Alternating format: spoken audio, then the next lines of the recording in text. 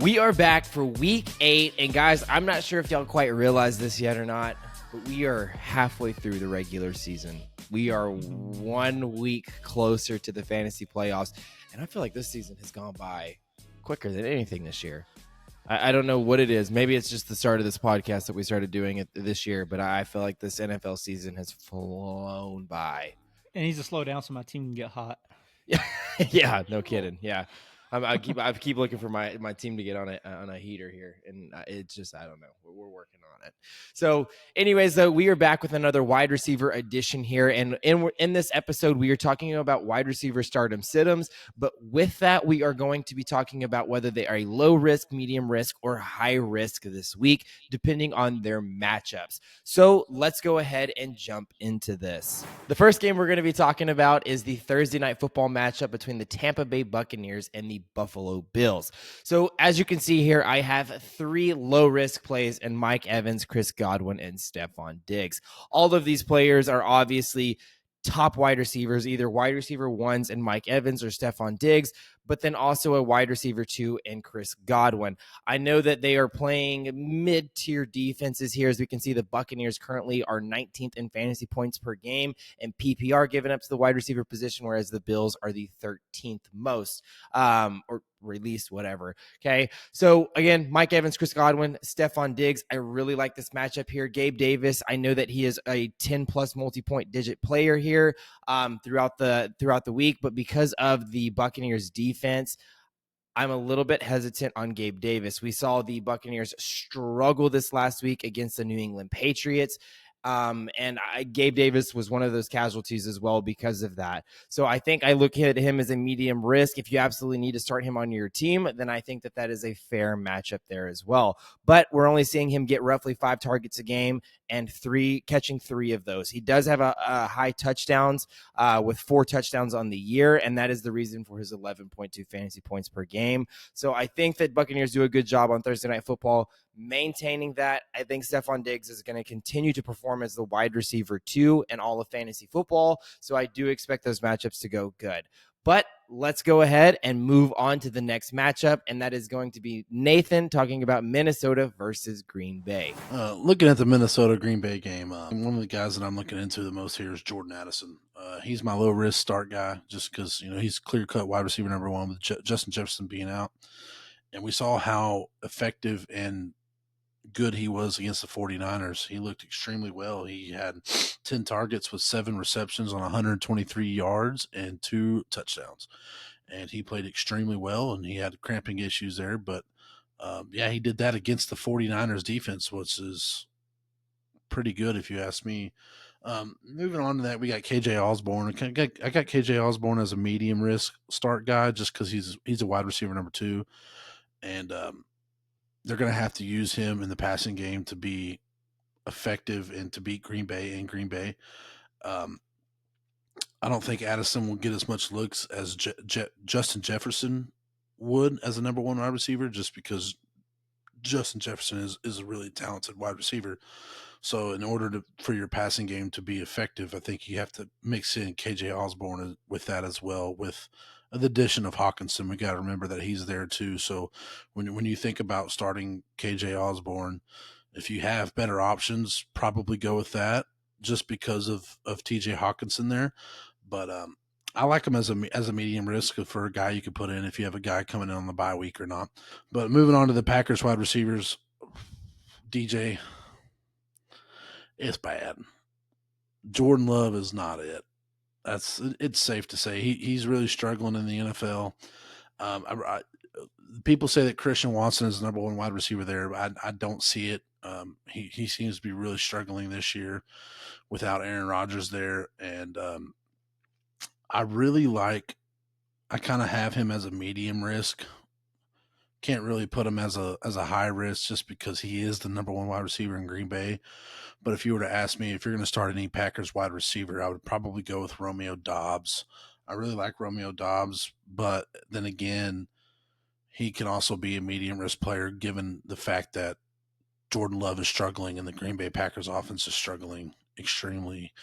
And I want to see some consistency out of Jordan Love and those Packers wide receivers, and it's just something we haven't seen yet. So that's all I got for this matchup between Minnesota and Green Bay. We're going to go ahead and kick it on over to the next matchup, and we have the Dallas Cowboys versus the Los Angeles Rams.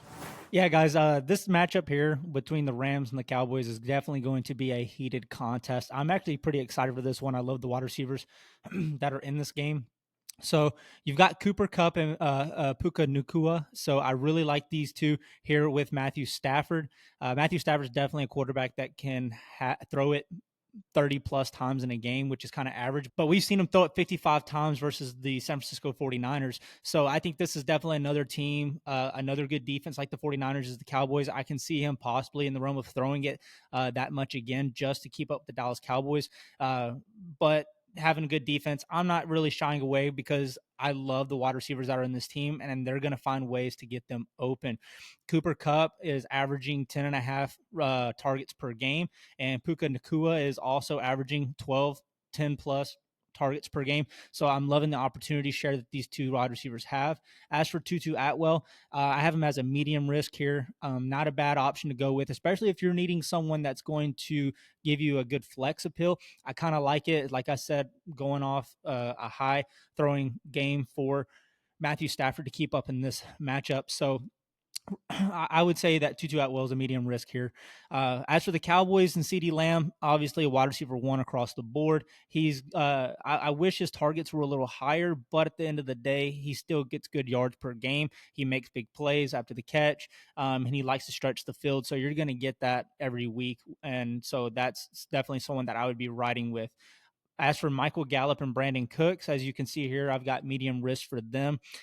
They are two solid options for you. As we did see, Brandon Cooks actually got his first touchdown of the season last week. Good for you, Brandon Cooks. So this is awesome.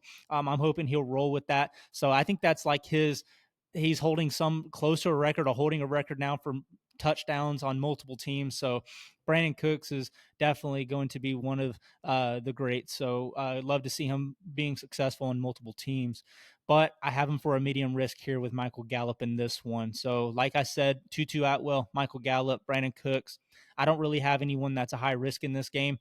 So I like them there where they're at for mediums for this matchup. Anyways, guys, we're going to go ahead. DJ, go ahead and take it away for Atlanta versus Tennessee.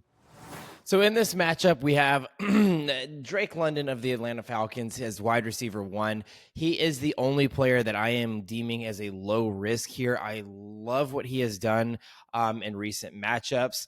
With Desmond Ridder at quarterback, he is throwing up roughly 12 fantasy points per game in PPR leagues. He's averaging 7 targets and catching roughly 5 of those, has 2 touchdowns on the year.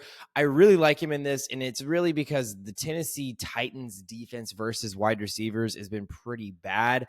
They've allowed at least 14 plus points to a single wide receiver in every single game that they've played this year. So if you're telling me which one of these wide receivers is going to be this 14-point scorer this week, I would most definitely say that it's Drake London. Mac Hollins and Van Jefferson I view as high risk here.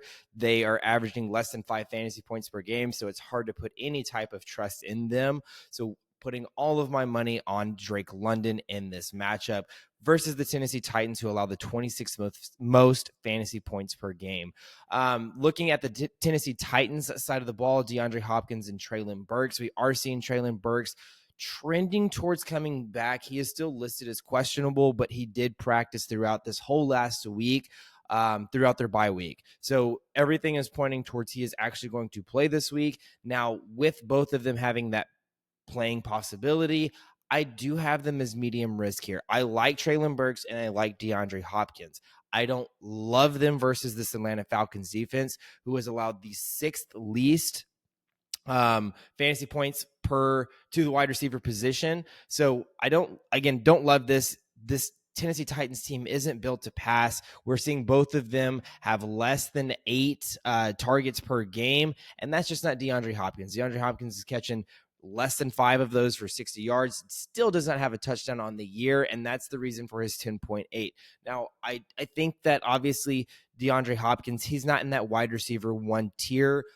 Currently, I think he is a wide receiver 2. He is someone that deserves that flex spot, but he is a medium risk. Treylon Burks, I also view in that same manner. I feel that they are likely to play behind in this game. So I do think that that ball is going to be thrown more so this game than in others. So hopefully we can see them hit just over that mark of their current fantasy points per game average. But again, I think it's quite unlikely versus Atlanta Falcons defense, who is allowing the 6th least fantasy points per to that position. So anyways, let's go ahead and let's kick it to Nathan, where he has the New Orleans Saints versus the Indianapolis Colts. Yeah, before I jump into that, you bring up Tennessee Titans. That's like where receivers go to die, dude. It's I don't even know why you want to go play receiver with the Tennessee Titans. It's just bad. It's rough all around. But anyways, enough of that. Moving in, like DJ said, I have the Saints and the Colts here. News that we gotten today, early this morning, I had Chris Olave as a low risk start. I don't know what his situation is going to be moving forward after his arrest that we all found out about today. I don't know if he's going to be seeking a suspension here soon or what's going to happen with the Olave situation.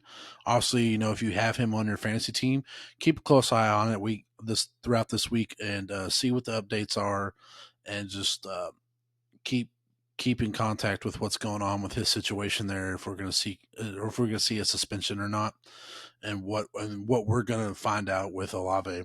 But if he plays, he is a low risk guy you want to start. If he doesn't play, then I really like Michael Thomas. I really like Michael Thomas coming in here as a low risk start if Chris Olave is out. If Olave is in, I can still see Mike Thomas being on the verge of a low risk, medium risk start. I would say if Olave plays, he'd be a medium risk start, but he seems to be heating up well. Michael Thomas is. He's coming off a game where he was targeted 7 times, only had 3 catches for 42 yards and 1 touchdown. You'd assume that Michael Thomas would have brought in a little more catches there, being targeted 7 times, but he did get a touchdown. If you had him, he was a good person to have this week if you had him in your flex, or if not. But definitely if you have people on your bye week and he's on your bench, feel like it'd be a safe bet to put in there and plug in, especially if, like I said, Olave is out. And then next we have Rashid Shaheed. He's more of my he's kind of between the medium and high risk. It seems like he's a big play guy, the guy that when they want to push the ball down the field, the big home run guy. There's been a couple of times where he's really popped off, and there's been other times where he hasn't popped off. So the inconsistency there kind of worries me. It seems like when they need big plays, ball down or push the ball down the field, get some chunk yards, is kind of the guy they look to just because he's so quick coming out of the slot spot there. But I'd probably go medium risk depending on the situation that the Saints are going to be facing this week. For the Colts wide receivers, I have Michael Pittman Jr. as a low risk. I don't know exactly how I feel about this, because although he did have a pretty productive and good fantasy week for the people who own Michael Pittman Jr. in their league, but he did only have 2 catches last week. Kind of worries me a little bit, but looking for them to kind of bounce back this week after a really heartbreaking loss there that they had to the Browns at home. A lot of people thought they were going to come away with a win, and PJ Walker ended up driving down the field and winning. But look for Pittman to bounce back. Minshew to kind of get him the ball more. I like him as a low risk start here. And then we have Josh Downs. I really like Josh Downs. It seems like Minshew and Josh Downs have made a good connection here. I kind of like him. He's kind of popped off here the past couple of weeks, and he had 5 catches for 125 yards and 1 touchdown. And he's got that connection with Minshew, it seems like. And then Alec Pierce, he's a high risk start for me. I kind of stay away from him if at all costs. He hasn't done much of production at all this year, and I don't really like him. And I mean, I'm sure there's a lot of people out there who feel the same way. I mean, if you're going to put anybody in your fantasy lineup, you at least want them to be consistent and can try to get you 9 to 10 points if one of your wide receiver 1s or 2s is on a bye week, and Alec Pierce is not that guy. So stay away from him as much as you can. That's all I got for this matchup. We're going to go over to Dalton for Houston versus Carolina. If you love sports betting, we are the group for you, because we only provide you with the absolute worst bets there are.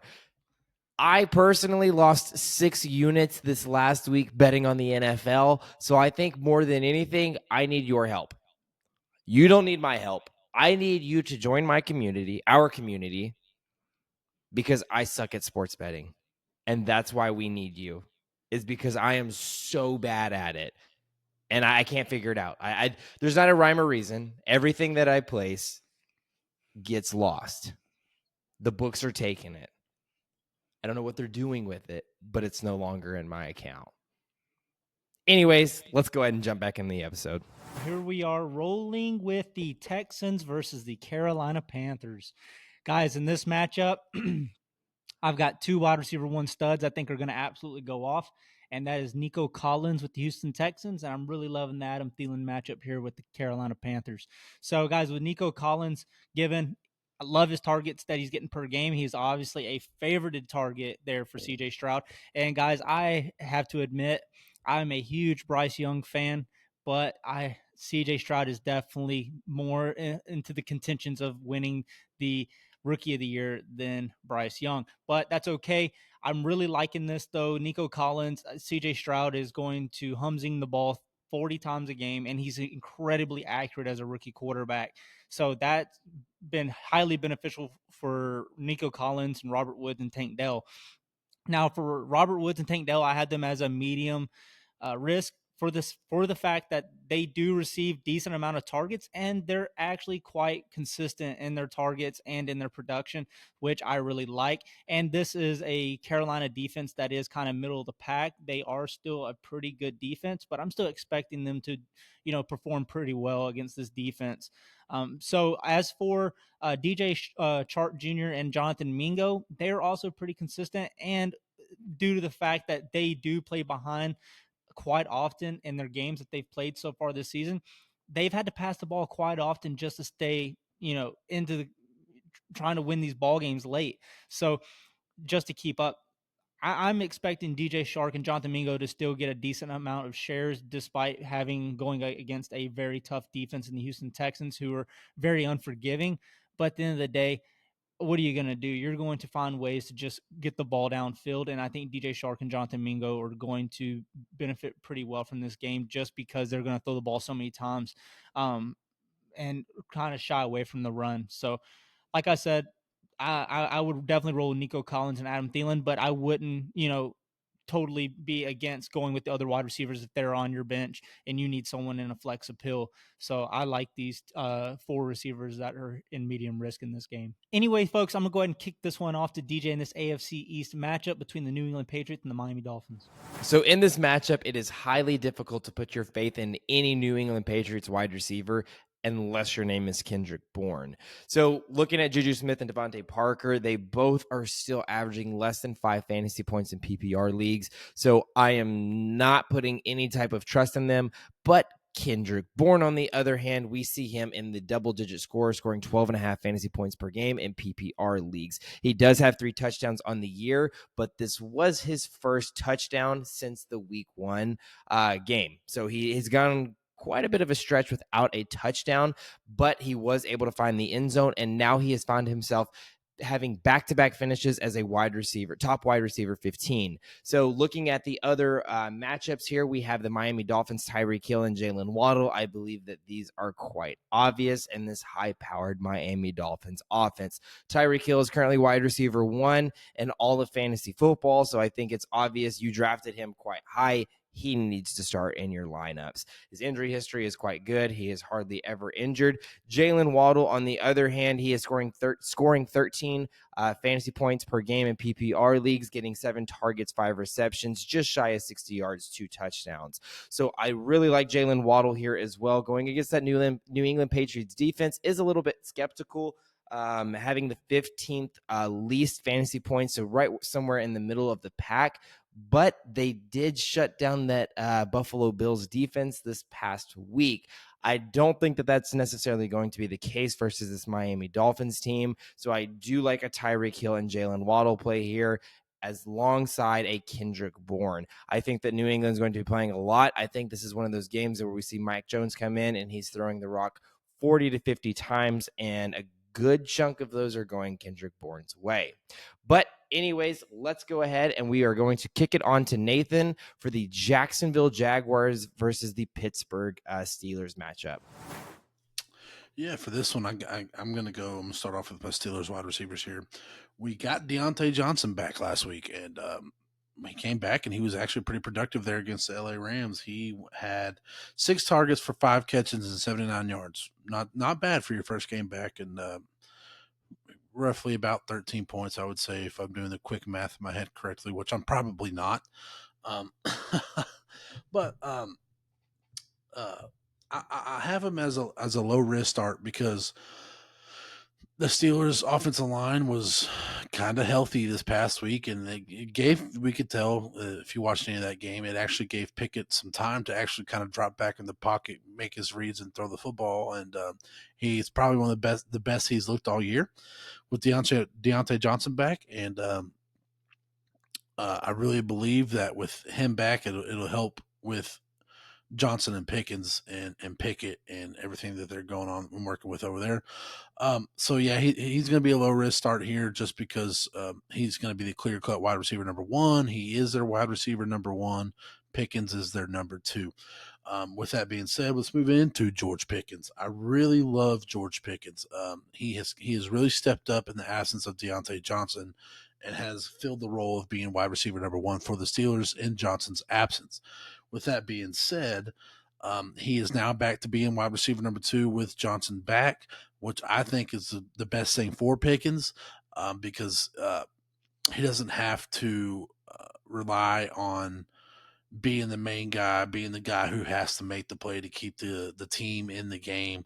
And he can just be himself and go out and make incredible catches and incredible plays of what we all know that he's capable of doing. He's coming off a game where he was targeted 8 times, had 5 catches on 107 yards. So it's clear to see that Pickett and Pickens have a pretty good chemistry, and they really like each other and they feed off of each other, which is really good if you have him in your fantasy lineup.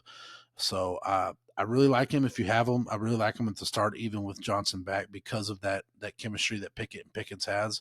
And look for Deontay Johnson and George Pickens to feed off of each other as well, kind of like what Puka and Cooper Kupp are doing. So I really like both of those guys at low risk starts here. I think if you have them, you start them, just because I like. I look at, like I said, I look at them like a Cooper Kupp and a Puka Nakua situation with Deontay Johnson and George Pickens. So I think that both of them will be productive in the starting lineup, and I really like them there. With that being said, their third wide receiver, and Allen Robinson, on the other hand, he is a must stay away. He is a high risk start for me. And even with the absence of Deontay Johnson, Allen Robinson was not a very good. He didn't step up and play a good role of wide receiver number two there. So I really feel like now with Deontay Johnson back, that Allen Robinson's production is going to go down even more. So I would stay away from him as much as possible. Don't start him. Keep him off of your lineup. If you have some bye weeks, try to see who else is on your bench to put in the place there, because Allen Robinson is not going to be the guy for you. Moving into the Jaguars here real quick, I got Christian Kirk. And I go Christian Kirk first because outside of week one, Christian Kirk has been one of the most consistent wide receivers, and he has been a must start for your fantasy lineup. So I really like the connection that Trevor Lawrence and Christian Kirk has kind of built, that led in from last year carrying over into this year. Also, not to mention that he is coming off a game where he was targeted 6 times, had 6 catches for 90 yards and 1 touchdown, and he also had 19 fantasy points last week. So it's clear to see that this guy is the number one wide receiver for the Jacksonville Jaguars. And if you don't see it, I mean, watch him. He it seems like he has more faith and trust in Christian Kirk than he does Calvin Ridley. So with that being said, let's move on to Calvin Ridley. He hasn't been what we all thought this year. He had a really good week one, and we all thought that he was going to be the clear-cut wide receiver number one for the Jacksonville Jaguars, and he has not been that. He's been probably one of the most inconsistent fantasy wide receivers for your fantasy team if you drafted him. I know I've talked to a lot of people who have drafted him, and they were kind of upset with how high that they drafted him, considering of what they thought he was going to be able to produce this year in Jacksonville. I think it comes down to chemistry, just because Him betting on the Falcons kind of really screwed him there. Missed a year to play with Trevor Lawrence, but I just really think it comes down to chemistry. I think Christian Kirk and Trevor Lawrence has built a chemistry up over the past 2 years, and they can rely on each other. And it's it sucks for the Ridley fantasy owners, but that's why I have Ridley as a medium risk start here, just because of the inconsistency, and he hasn't been what we all thought. But with that being said, we're going to move on to our next matchup with Dalton. He's going to talk about the New York Giants and the New York Jets. All right, fellas. Yeah, so this is the New York Jets versus the New York Giants, guys. In this matchup, I currently have only one low risk wide receiver, and that is Garrett Wilson. With Garrett Wilson being the number one unfathomable receiver for this team, he is going to get and soak up as much of the targets as possible. With Zach Wilson, I just feel like with Zach Wilson, he's the only reason he's being somewhat successful out there with his quarterback. So the medium targets that I have for the Jets is Alan Lazard.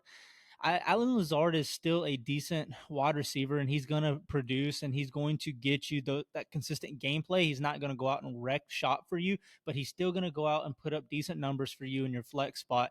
So I like him there as a medium risk. As for Randall Cobb, I feel like he's kind of just a warm body out onto the field. He's going to get you maybe 1-2 targets, and who knows if he'll catch it. So that's the reason I have him as a high risk. You never know what you're going to get with him. As for the New York Giants, I don't have anyone that's a low risk, but I have two that are medium risk, and it's Darius Slayton and Wan'Dale Robinson. These two, I like Tyrod Taylor, and I like the way that he's playing right now. It sounds like he's going to get that start again over Daniel Jones. It doesn't look like Daniel Jones has coming back has been fully cleared from his injury quite yet. So I do like that more than Daniel Jones as of right now. So I think Darius Slayton and Wan'Dale Robinson will come out and still be good flex appeals for you. And I don't think you'll have much to worry about, as they're likely going to be throwing the ball a ton to keep up with this Jets offense and Brees Hall and being able to run the ball and try to run the clock out. So they're going to be trying to come back and fight the clock. So I see them throwing quite often. As for Isaiah Hodgins, I have him as a high risk, averaging just over 2 targets per game. So I'm not expecting much from him here either, as they're going to rely heavily upon Darius Slayton and Wan'Dale Robinson. So anyway, guys, with that being said, I'm going to go ahead and pass it off to DJ for this Cleveland versus Seattle. So in this matchup, I have no low risk plays here. If we look at the Cleveland Browns, we have Amari Cooper and Elijah Moore, both as medium risk plays.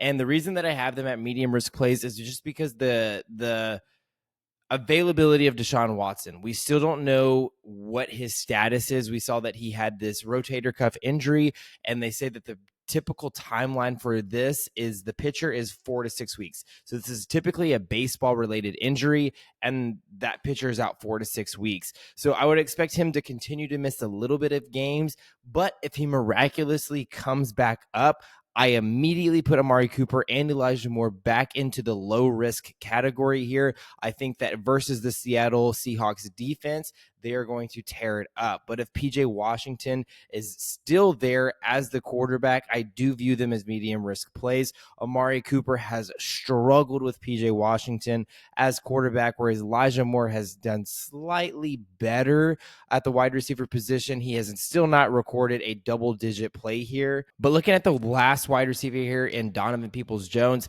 no matter what, I view him as a high-risk play, whether Deshaun Watson is there or not. He is just not used at all in this offense, so I think that you stay away from him. But on the other side of the ball, we have DK Metcalf, who we saw miss last week due to an injury, and if he misses this week also due to an injury, or if he has that lingering issue come in, he is facing the number one defense versus the wide receiver position in the Cleveland Browns, so I do view him as a medium risk play here. I also view Tyler Lockett and Jackson Smith-Njigba as medium risk plays. They are both very good, and I have Jackson Smith-Njigba as a medium risk, and that's more so just because of the DK Metcalf injury. If we see DK Metcalf end up missing this game, I do put Jackson Smith in that medium risk category, but if DK is there, then I drop Jackson Smith into that high risk category, and I think that you stay away from him. Tyler Lockett, he, no matter what, whether DK is there or not, he is still that medium risk. It is hard to see anything going against this Cleveland Browns defense just because they are so good, except this last week versus the Indianapolis Colts. I am not quite sure what happened there, but nonetheless, I do expect them to get back on track and have one of these elite level defenses versus the Seattle Seahawks. But let's go ahead and we will move on to the next matchup, and that is going to be Dalton for the Philadelphia Eagles versus Washington Commanders. All right, so guys, for the Philadelphia Eagles versus the Washington Commanders in this NFC East matchup, which I believe is going to be a hot one, you've got the Jalen Hurts between Sam Howell. Guys, I'm really liking Sam Howell go as the season progresses. I think at the beginning of the season, I think we all had Sam Howell as our 32 ranked quarterback. And I think honestly, if we went back and redid that, it would look a lot different, as would a lot of people's. But I think Sam Howell has turned out to be quite the product out of North Carolina. So I'm really liking what he's brought to the table there with the Washington Commanders. So with the Philadelphia Eagles, though, neither one of these defenses are doing very hot when it comes to the passing game. So I'm really liking the AJ Brown and the Devontae Smith in this matchup. You can't go wrong with either or. Their target shares are great. The yardage that they get per game is good. And AJ Brown's great. So it's and their touchdown share. So I'm really liking everything about it in their targets and their snap share. So either one, you can't go wrong. They're wide receiver ones week in and week out, especially versus this defense. As for the Washington Commanders, however, Terry McLaurin is someone that I'm going to roll with this week. It's someone I wasn't high on to begin the season, but definitely for where we're at now, I can see that he's become a favorite piece for Sam Howell, and he's going to be someone that's going to go out and produce fairly well. I think he's had over 10 plus targets a few times this season already, and he's produced fairly well. So I'm expecting anything north of 60 plus yards for this game, and maybe even 8 to 9 targets. So to keep up with this high-powered offense with the Philadelphia Eagles. As for Jahan Dotson and Curtis Samuel, they are both still very talented wide receivers. I think both teams have very talented wide receivers, so that's why I feel you can't go wrong with any of them. But with Jahan Dotson and Curtis Samuel, they're going to be medium risk just for the fact that it is Sam Howell. He is a first-year quarterback, and this is a offense that's still trying to figure itself out, but they're in a much better place than most other teams that are still trying to figure themselves out. So I really like the wide receivers in this game. I think you can do fairly decent just by going with any of them. So anyways, with that being said, going to go ahead and pass it off to Nathan for the Baltimore versus Arizona. Yeah, in this Baltimore-Arizona matchup, we're going to start with this Ravens matchup here. We're going to start with Zay Flowers as our wide receiver. He seems to be the clear-cut wide receiver number one there for the Ravens. He's also been the most consistent wide receiver for them. He's averaging 13 fantasy points per week, which, well, he's roughly 13. He's actually averaging 12.9. I just rounded that up. But they looked really good last week against the Lions. They're looking to carry that over. Again, next week against a very bad Cardinals football team. It just seems like when Lamar Jackson drops back to pass, he's looking for, I feel like, really two people who kind of can change the game and make big plays for him, and that's going to be Zay Flowers and a possible Mark Andrews. So I really like Zay Flowers here. He's my low risk guy, especially averaging 13 points per week in fantasy. So I really like him as a low risk start here. Moving on to the next one, we got OBJ.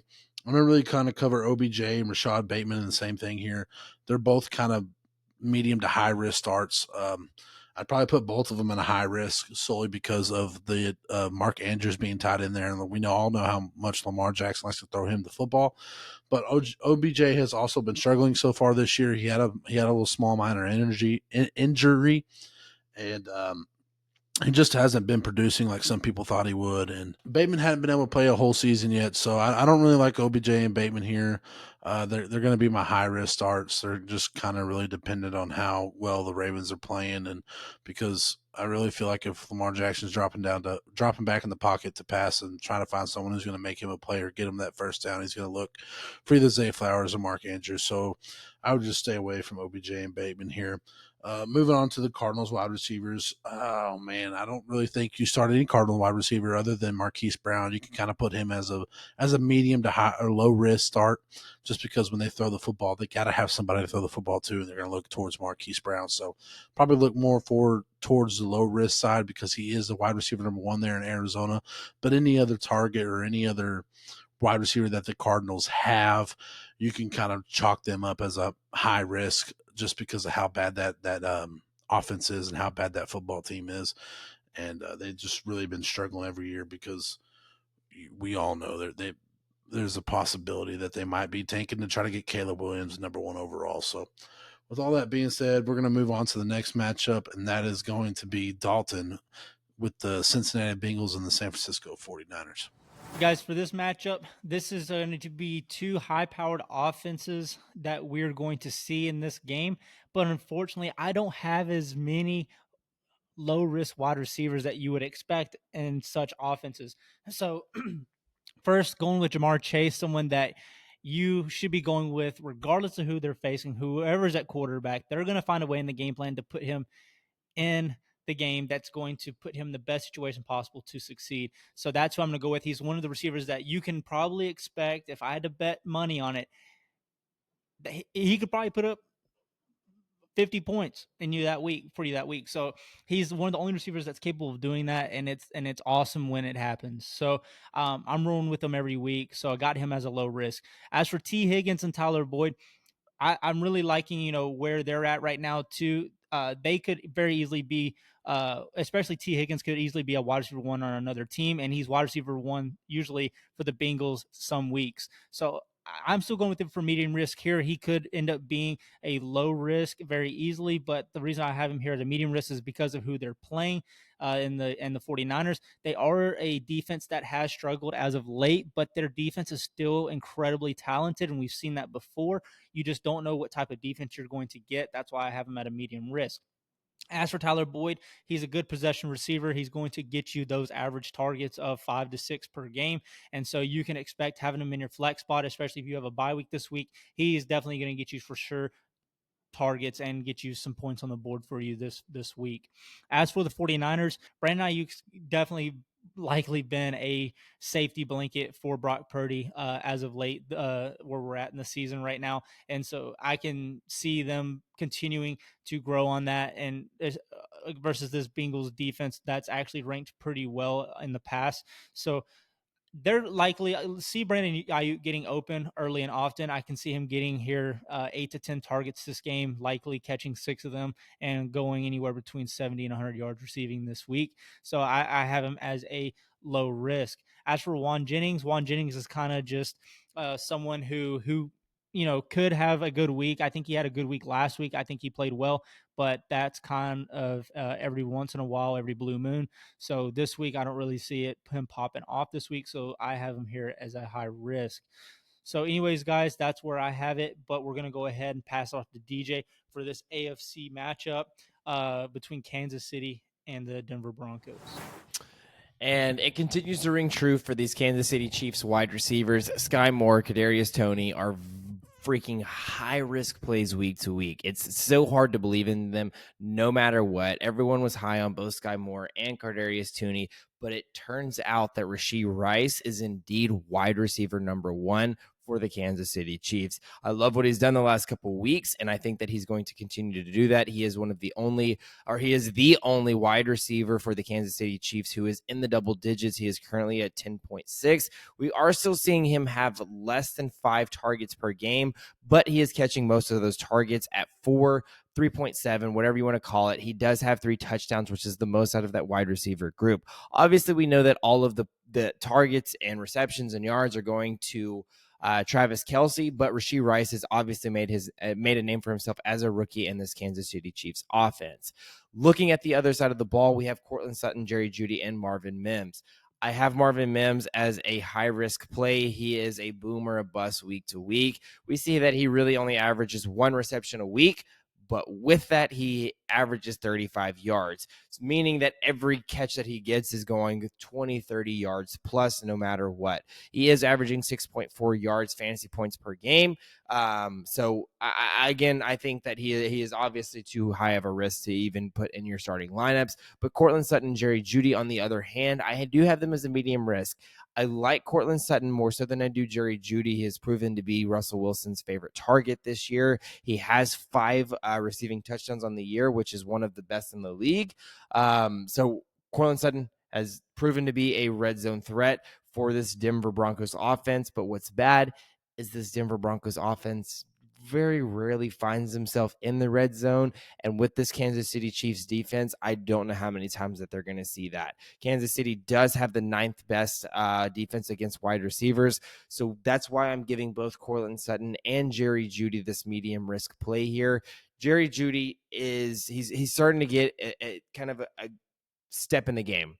He's had a little bit of a slower start to this season, doesn't have a touchdown in the year. So he's still averaging he's still getting the double-digit points. We see him just below double-digit, but he's starting to add a little bit more of those to his resume for this season. So again, both of them having double or medium risk plays here for this upcoming week. But let's go ahead and kick it to our next game, and that is going to be Nathan for the Sunday Night Football matchup between the Chicago Bears and the Los Angeles Chargers.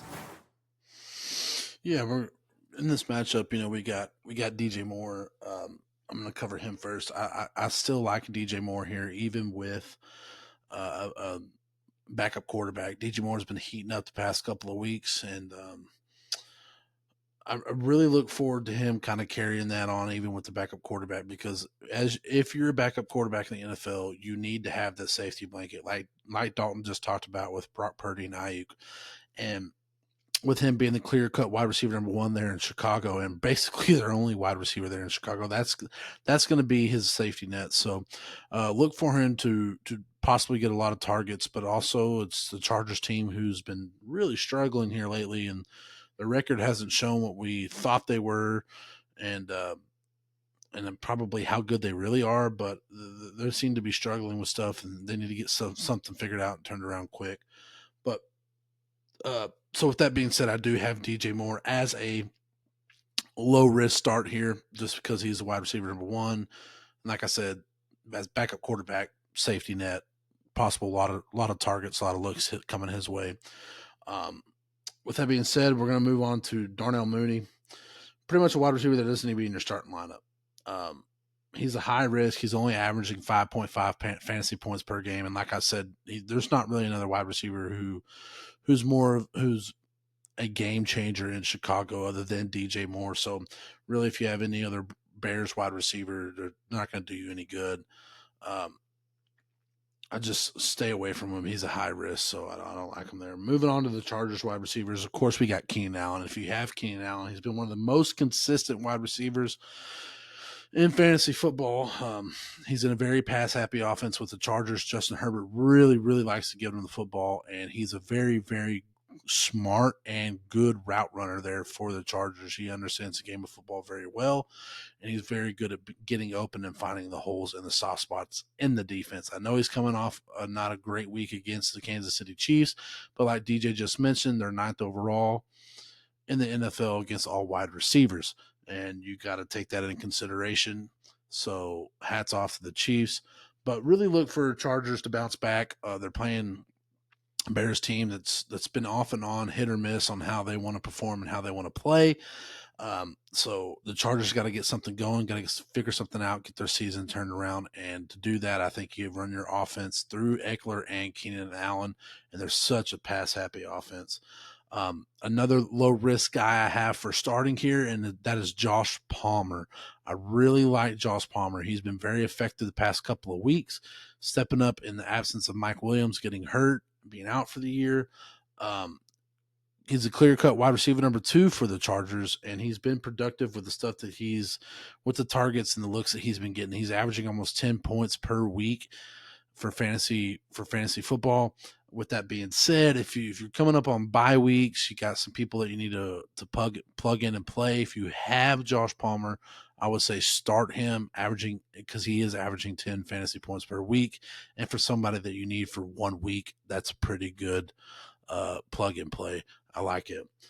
Moving on for that, Quentin Johnston. He is a high risk guy. He does not look like the guy that everybody thought he was going to be.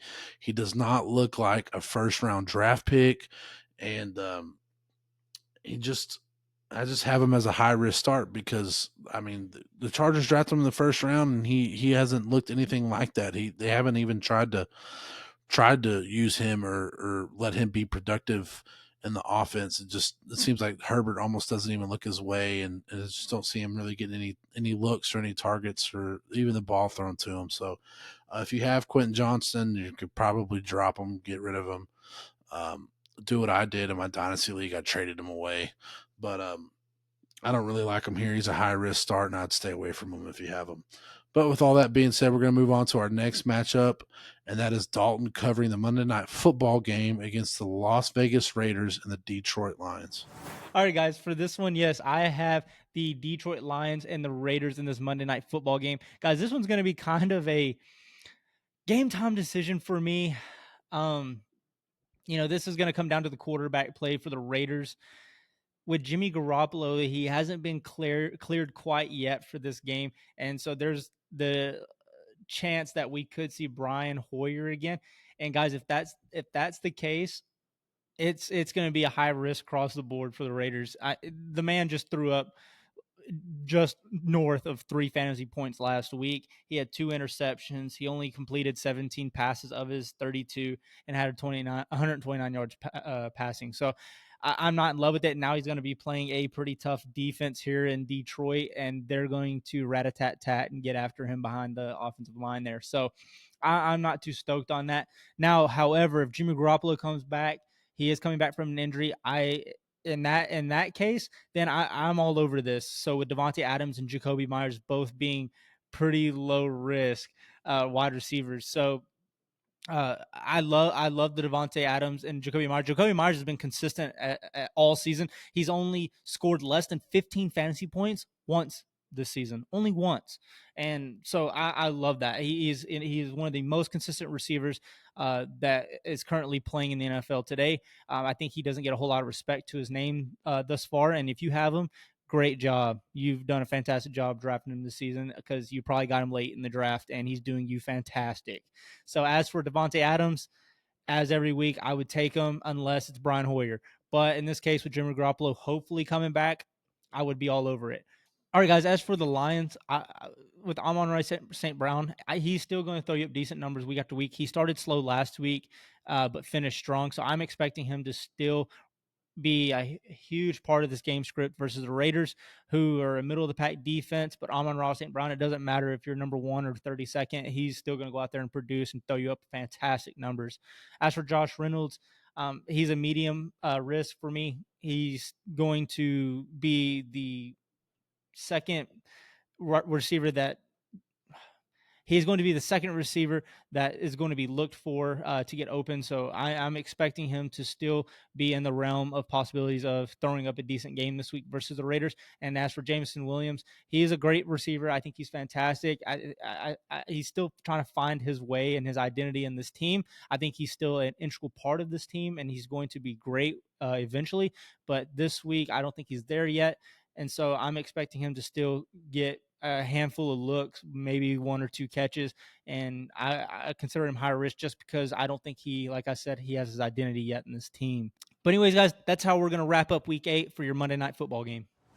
I hope y'all found some value from this video. I know that these weeks are starting to get a little bit more and more crucial as it starts to come down and you're fighting for those final playoff spots in your fantasy leagues. So we hope the best of you, and we are trying to produce content for you that is the most valuable. I know this wide receiver position is highly crucial. Kind of these quarterbacks and running backs, you're already locked in with who you have, but these wide receivers are some of the most crucial positions that you can have.